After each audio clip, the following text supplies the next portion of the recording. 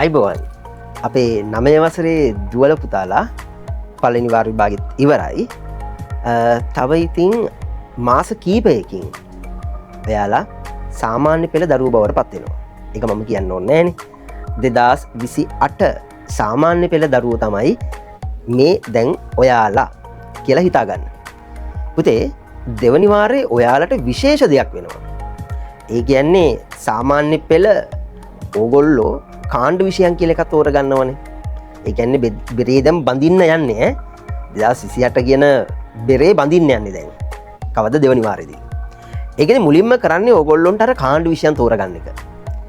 ඕගොල්ලොන්ගේ පාසල් වල කාණ්ඩ විෂයන් කොටස් 3කට අදාළව ප්‍රධාන විෂයන් ඕගොල්ලන්ට තෝරගෙන සාමාන්‍ය පෙළ විෂයන් 9ක් ඕගොල්ලොන්ට ඉගෙන ගන්න 2028 ජනවාරි වල ඉඳලා සූදානම් වෙන්න වෙනවා. ඇයි මම මේ සාමාන්‍ය පෙළ ගැන ඕගොල්ලන්ට කියන්නේ?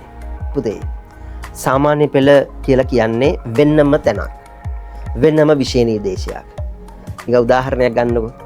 අපි නිකන් කල්පනා කරලා බලමු පුතේ මෙහෙම. ඔයාලා මෙතෙක් කල් වැඩ කරපු විදිහ අපි හිතමු චුට්ටක්. 9 වසරේ අවසාන වාර විභාගෙ ලිව්වේ කොහොමද? මතකයිනේ. 9 වසරේ පළවෙනි වාර විභාගේ. 8 වසරේ අවසාන වාර විභාගේ. කොහොමද ලිව්වේ? ඔයාලා හැමදාම කලේ විභාගෙට ඉස්සෙල්ලා දවසේ සම්පූර්ණ අච්චු පොත කටපාඩම් කරලා ගිහිල්ලා ලියන එක. හැබැයි මතක තියාගන්න පුතේ 10 වසරේ 11 වසරේ කියන්නේ අපි සාමාන්‍ය පෙළ විෂය නිර්දේශයේ ඒ විදිහට නෙමෙයි තියෙන්නේ. කටපාඩම් කරන ළමයින්ට 10 11 විෂය නිර්දේශය හරියට ගොඩ දාගන්න බැරි වෙනවා. එතකොට ඒකට වෙනම අපි ප්‍රැක්ටිස් කරන්න ඕන. පුතේ මතක තියාගන්න කිසිම කෙනෙකුට මේ ලෝකේ අත්දැකීමක් නැතුව පුහුණුවක් නැතුව එක පාර්ටම අපි උදාහරණයක් ගමු. ඔයාට පීනන්න බැයි නම් මම කියනවා පුතේ ගිහිලා ගඟට පයින්න දැන් පීනන්න කියලා. ඔයාට ඒක පීනන්න බෑ. ඔයාගේ ප්‍රැක්ටිස් කරලා තියෙන්න ඕන. හැබැයි මතක තියාගන්න තැපෑලෙන්නේ නෙయ్యේ. ඔයාලා ඒක ප්‍රායෝගිකව ප්‍රැක්ටිස් කරලා තියෙන්න ඕන.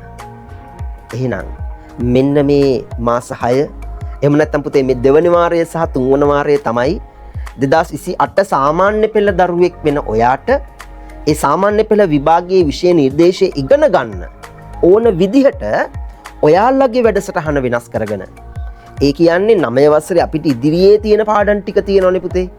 ඒ පාඩනුත් අපිට පුළුවන් සයන්ස් සබ්ජෙක්ට් එක ගත්තාම පුතේ ඕගොල්ලොන්ට තියෙනවා ජීව විද්‍යාව, භෞතික විද්‍යාව සහ රසායනික විද්‍යාව කියලා කොටස් තුනක් තියෙනවා. එතකොට ඒ කොටස් තුනට අදාළව ඕගොල්ලෝ ජීව විද්‍යාව අපි කොහොමද ඉගෙන ගන්නෙ?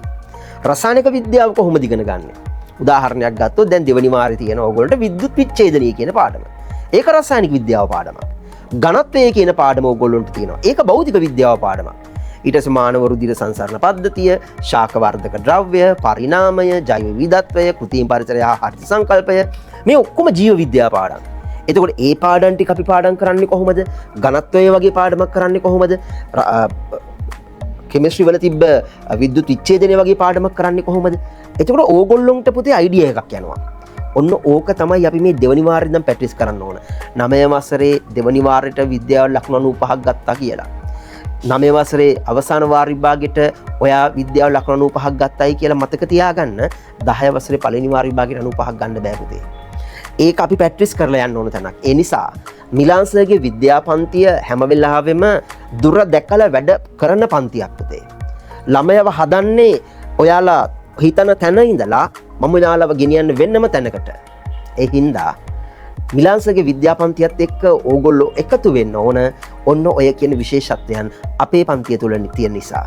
ඔයාලත් කැමති අනාගතේ වෛද්‍යවරු වෙන්න පුළුවන්, ડોක්ටර්ස්ලා වෙන්න, ඉංජිනේර්ස්ලා වෙන්න පුළුවන්. ඒ වගේ Tamanට කැමති තැනකට යන්න. ඒ විතරක් නෙමෙයි.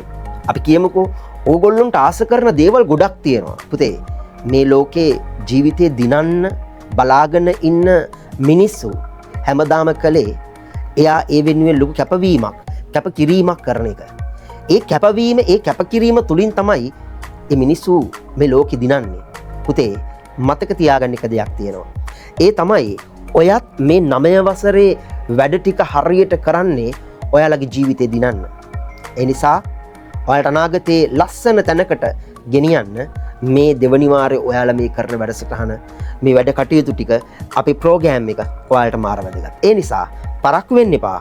9 වසරේ අපේ පන්තිත් එක්ක සම්බන්ධ වෙලා වැඩ ටික ලස්සනට ආසාවෙන් ලොකු දැක්මක් එක්ක අපි ඉස්සරහට කරගෙන යමු.